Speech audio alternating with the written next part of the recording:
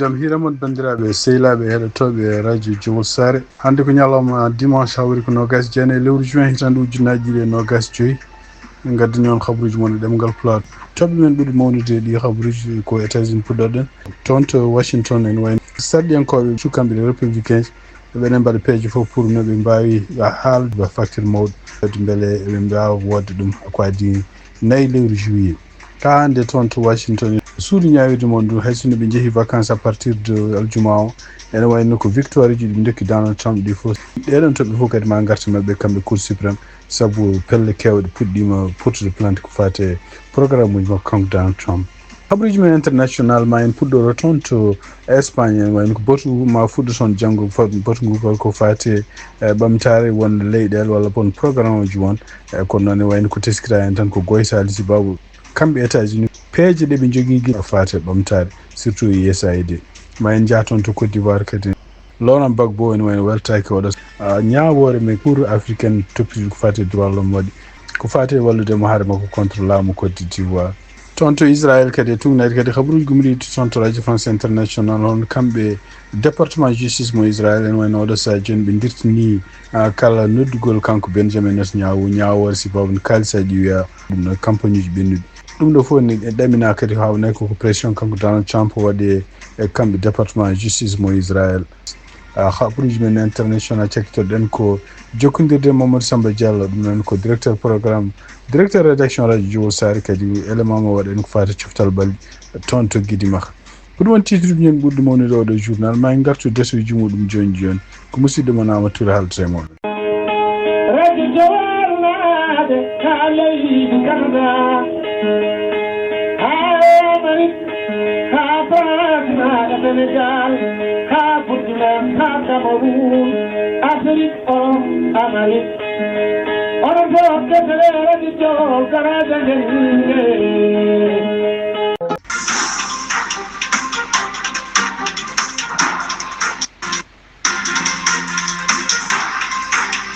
bandiraɓe sehilaɓe heɗotoɓe radio Jomol Sare jaam hiire mum nde mbinɗen e gardinti titre uji meɗen ni habaruji men puddeten ko toon habaruji men guiɗoɗen ko toon to Idaho tugnade kadi habaruji gumriɗi toon to journal biyete ABC News état Idaho en wayno ko hedde 1h30 kamɓe pompier ji ɓe nawtinoma toon e jeygol gonnugol toon e ladde ɗum noon ko nokku biyeteɗo Kër Dalen 30 minutes caggal muɗum ene wayno ko neɗɗo goto walla yimɓe hewɓe mbawi puɗɗi felludeɓe kamɓe pompier ji ɗi tugnade hande habaruji gumri toon neɗɗo maayi e mabɓe kamɓe pompier ji e yimɓe woɗɓe ɗiɗo kadi gañima ɗum noon fof ko tugnade hande habaruji gumri toon ko wawi wonde fof ene wayno ko dadiɓe oɗon etan en continue wadde enquête ƴewde holko woni sababu ɓeɗo felloɓe hol mabɓe hol kamɓe felloɓeɓe so tawi ɓuuri neɗɗo goto e hol kadi holkoni sababuji ɗum ɗon donc tugnade habaruji gumri toon e tugnade konngol makko kanko biyeteɗo Jeff Howard kanko woni mawɗo shérif muɗum o wi wonde ene wayno ko oɗo sadio ɓe goni koye ankidde ɓe ñaagui kadi yimɓeɓe yo goɗɗitu ɗiɗon nokkuji ɗeɓe tuumi wonde felloɓe ɓe goni ko wawi wonde fof andaka taw holko woni sababu mum a andaka kadi so tawi ko neɗɗo goto walla ko yimɓe hewɓe hol fellanno hol kamɓe. Toon to Washington tugnade hande habaruji gumri toon CNN hono kamɓe républicain ji goni koye ƴewde peeje fof mbeɗo ƴewde hono ɓenninde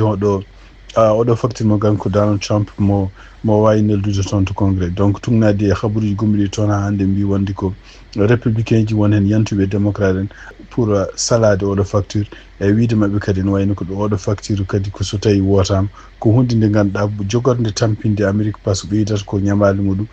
kono noon kadi ko jogori ko mumtude won balle kewɗe surtout jahannoɗe balɗe social mumtude kadi heure supplémentaire mo yimɓe keɓanno walla jeenari nde yimɓe liggotoɓe restaurant keɓanno ko mbiyat tips ɗum noon e wayno ko ene teskira oɗo sadio no yantuɓe ɗiɗon bojji kadi ko hono kanko Elon Musk ne wayno ko nder ko windi kadi e nder page makko ex o wi wonde ko oɗo bill so tawi wotama ko bill jogorɗo addude caɗele no fewi siftin ɗon tan kanko Elon Musk ene wayno o dartirino ɗiɗon haalluji ma won joni lewru caggal kanko hoore makko nde wawi wiide wonde ko won gueɗe kewɗe haale Donald Trump ko gueɗe ɗe ɓurtude ko wawi wonde fof ñande samedi nde ñande samedi nde kamɓe sénateur uji ɓe mbawi hebde woote nge ko 51 contre 49 ɗi noon e wayno ko ɗum teskira hono républicain ɗiɗi jante mabɓe donc ene wayno ko kanko vice président o JD Vance nde o yante républicain heddiɓe ne woni donc 51 donc fonno wonde ko 50-49 ko way wonde fo en wayno oɗo Sadio hono kanko Donald Trump e tumnade kadi ko way wonde fo en wayno ko oɗo woote kadi ko sibabu nde kamɓe sénateur uji ɓe jiiɗi ko oɗo facture o adde yesso Sénat o jangge facture o noon mbi ko deftere mawde ken won 150 page ɗum noon fuɗɗama janguede guila ñande samedi nde kadi ha dimanche hande gasani janguede woto o noon so gasi janguede ko pour ha yimɓe américain ji fof ganda holko woni oɗo facture ene wayi ko nden ɓe mbawata kadi ƴewde holnde ɓe gartata pour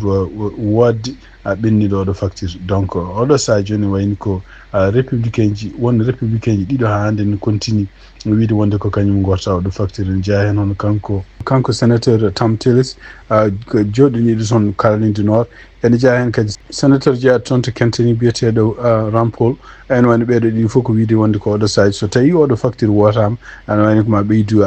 ma ɓeydu ñamale Amérique ɗi jogui kene yetto en 5 trillion dollars ɗum noon e wayno ko won sénateur goɗɗo kadi jeeyaɗo toon to Wisconsin biyeteɗo Ron Johnson kañum hoore mum wino ko wotanta hono kanko oɗo facture on Donald Trump kono noon e wayno ko caggal muɗum kanko hoore makko waylima ko wawi wonde fof en wayno ɗum oɗo woota kam pour le moment ɗoɓe jara ɗo en ko ma oɗo facture gasna janguede toon to Sénat caggal muɗum ƴeewe sene wawi wotede donc siftinde on tan e wayno ko kanko Donald Trump wiiɗi ko oɗo facture wawa wotede ko addi nayi leydi Juin donc siftinde on toon kanko billionnaire Elon Musk ene wayno kadi mon continue critique de oɗo facture o wiiɗo oɗo facture ko neɗɗo kangaɗo wotan ɗum e kadi ko facture jogorɗo bonnude Amérique hande toon to Washington hay sinde ko kamɓe Cour suprême ɗum noon ko suudu ñawirde ɓurdu towde e États-Unis ɓe goni koye vacances à partir de vendredi ene wayno ko victoire mabɓe dokki Donald Trump o ɗum noon e nder kawuji sappo ɗeɓe joguino hen kawuji jeetati hen ene wayno koɓe jaaɓi ɗum ene jeeya hen kadi gueɗe ɗeɓe jaaɓi wonde Donald Trump en kañum jogui gonga ko wiide wonde ko kanko ñawoɓe wonɓe hen e nder won état ji wonɓe mbawa yamirde programme o Donald Trump yamiri surtout tawi onon programme ko fédéral kadi wiide wonde ko kanko Donald Trump mo jogui haqqe e wawde déportude walla neldude yimɓe ittude nawde ɗumen leyɗele ɗe ganduɗa wona leyɗele mumen haysinde ko ɗeɗon leyɗele goni koye caɗele ko wayno toon to Soudan kadi wiide kanko Donald Trump wonde komo jogui haqqe kadi hen sahaji dartinde won aadaji ko wiide wonde ko kala jibinaɗo ɗo e États-Unis so tawi yimɓe mbawmo ngala kayitaji no foti wonde e citoyen donc haysinde ɓe dokki Donald Trump doole walla haqqi wonde kene wawi wadde ɗum ɗon ene wayno koen huula wonde ko ɗum ɗeɗon toɓe fof kadi ko gartoyte mabɓe kamɓe Cour suprême mo États-Unis siftinde on tan ko woto mabɓe cakkito koene wayno ko kamɓe conservateur uji jeegom fof ene wayno ɓe gooti pour contre yimɓe tato taw ko yimɓe libéral en kañum en goni contre ko wawi wonde fof ene wayno ko caggal nde woto waɗi hen wayno ko pelle kewte surtout en pelle toppitiɗe ko fati haqqe innamade pelle toppitiɓe kadi ko fati en droit ji immigré ji kañum en ɗon en wayno puɗɗum pottude plainte pour wiide wonde ko ɗeɗo gueɗe jarata donc wawi wonde fof en wayno ko ɗamina ko ndeɓe gartoyde so fof hawnaki kadi ma tawe ɗeɗo gueɗe jettimaɓe toon ɗiɗon plainte uji jeehi ma jaaha toon to tribunal uji hawnaki won tribunal uji won ko wayno tribunal gonɗo toon to Tennessee hay sinde kañum dartino ene ñawoji won ne wayno ko kanko Donald Trump kadi laamu makko ma wadde appel pour appel o yaha toon to Cour suprême kamɓe Donald Trump ɓe continue wadde ko mbaɗonno surtout en déportude yimɓe walla nangude yimɓe e wayno ko teskita joni ko mbaɗata ko yimɓe yahoɓe toon to tribunal uji surtout en nooti adirande uji men taw ko immigré ko ɓen ɓe nanggata hande ko fati immigration tumnade kadi kayitaji gumiɗi toon to Nouakchott kamɓe ambassadeur joɗaniɗo États-Unis toon to Nouakchott ene wayno ko nanodiral waɗi hakkude mabɓe kamɓe gouvernement mo États-Unis kamɓe kadi gouvernement mo États-Unis ɗum noon ko wiide wonde ko kala tumnade joguiɗo jokkodiral ambassade et relation publique Paul Gallus caggal nde o jokkodiri e Sahara 24 o wi wonde kene wayno ko kala Mauritanie wonɓe États-Unis taw ngala kayitaji kala jiɗɗo hodde Mauritanie so tawi yiiɗi hodde volontaire eɓe mbawi walla ɗum so tawi waɗi application ɗum noon ko application demande o waɗete ko toon CBP so tawi waɗi oɗon demande ha gasni ne wayni ko kañum hoore mum ma rokke volontairement kene wona $1,000 pour wallitoro no hotiri kamɓe ambassade o ɗum ɓe kaali toon to Nouakchott e tumnade hande konngol ngol haali wi wonde ko ɗiɗon habaruji kadi détail muɗum ma jaltu toon e site mabɓe habaruji men international guiɗoɗen ko toon to Israël e tumnade kadi e ko radio France international reporte hono kanko Benjamin Netanyahu en wayno ko taknoɗo ko adi guerre fuɗɗiɗo guila hitande 2023 pour sababude wiyede wonde ko kanko hoore makko won kalisaji ɗi o o yeena won kalisaji tiyaɗo mo kanko hoore makko mo heɓi ɗum noon koye kalisaji komi mbiyata ko corruption ene wayno ko ñawore makko koko dartina oɗo saha joni sibabu ne wiide maɓe hono kamɓe tribunal oɓe keeɓi ɗaɓɓani ummade kanko Benjamin Netanyahu pour yoɓe koɓe nder kala ñawore fatude makko ha oɗo saha ɓenna mbi wonde ko kamɓe tribunal oɓe kayiti kala rendez-vous ji kanko Benjamin Netanyahu honno arde pour nota toon tribunal ko rendez-vous ji makko gonno ko ñande 3 lewru juin e 2 lewru juillet kono e wayno oɗo saha joni ɓe dartini ɗum donc ene wayno ko ndeɗo ɗaɓɓade kamɓe ɓe oɗo tribunal ɓe keeɓini ɗum ko adi ɗum kono ɓe callinoma ɗum kono ñande 27 lewru juin ono kanko président Donald Trump e nder konngudi ɗo haaɗi o wi wonde ko ene wayno ko jaɓata Benjamin Netanyahu nodde tribunal surtout ko fate ñawore ko fate ɗiɗo kalisaji biyeteɗo corruption andaka noon est ce que ko oɗo pression woni e mabɓe kamɓe tribunal gonɗo toon to Israël kono noon ko wawi wonde fof kanko Benjamin Netanyahu oɗo saha ene wayno ko ala date ƴeftaɗo pour holnde o jogori jabade ko fate ñawore makko ko fate kalisaji ɗi o takkako habaruji men international hande toon to Espagne men ko janggo woni batu nayaɓu walla conférence nayaɓu baɗowo toon conférence o kadi koko fate rokkude kalisaji walla rokkude ngallu hono ɗiɗo programme uji partuɗe ɓamtare ɗum noon wayno fuɗɗoto ko janggo altine 3 lewru juin toon to wuuro wiyetengo Séville ɗum noon ko toon to Espagne oɗo conférence kadi ne wayno ko tesira hen tan ko kamɓe États-Unis ɓe jogorani tawede hen hay sinno ko kamɓe ko adi laamu makko kanko Donald Trump ko kamɓe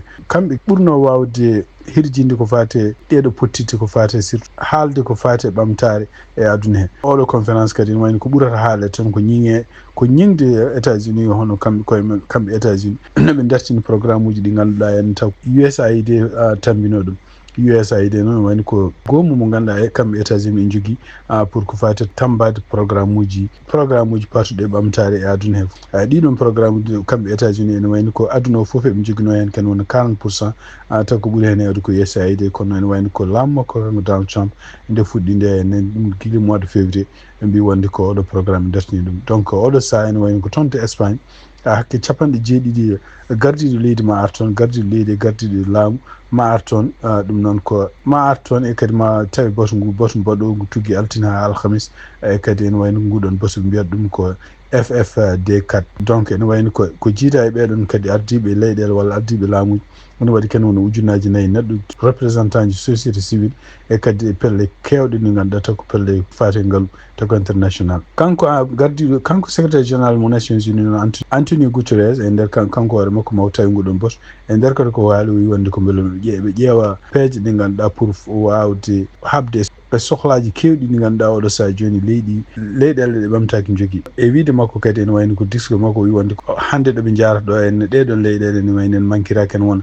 4 milliards de dollars ɗum noon ko hunde nde ganduɗa hulɓinide kadi ko hunde nde ganduɗa ɓeydinde e wiide makko kadi ko duuɓi sappo ko addi ɗum ɗon en wayno ko leyɗele fuɗiɗe ɓamtade manquinno tan ko 2,5 milliards de dollars ɗum noon ko ma won duuɓi sappo kono en wayno ko oɗo ñalawma hande ɗeɗon leyɗele gardima donc en ɗamina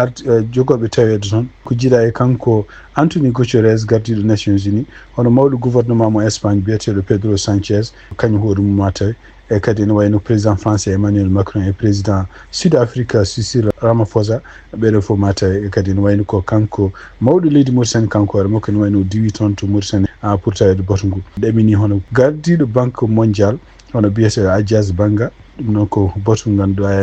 ene watta haqqille no fewi kono ko ɗamina hen tan ko seppoji puɗɗiɗi wadde toon guila hanki ɗi henne seppoji ɗi henne surtout henne ko riwtude walla yennude kamɓe gouvernement américain nde ɓe ƴefti programme mabɓe fate dartinde kala ko fate balle patuɗe henne leyɗele ɗe cuwa ɓamtare seppoji ɗi kadi ma continue kamɓe wonɓe Bowol e wonɓe nder foof surtout henne contre États-Unis dartinde USAID toon to Côte d'Ivoire ko ene wayno ko délégation CEDEAO ma yaton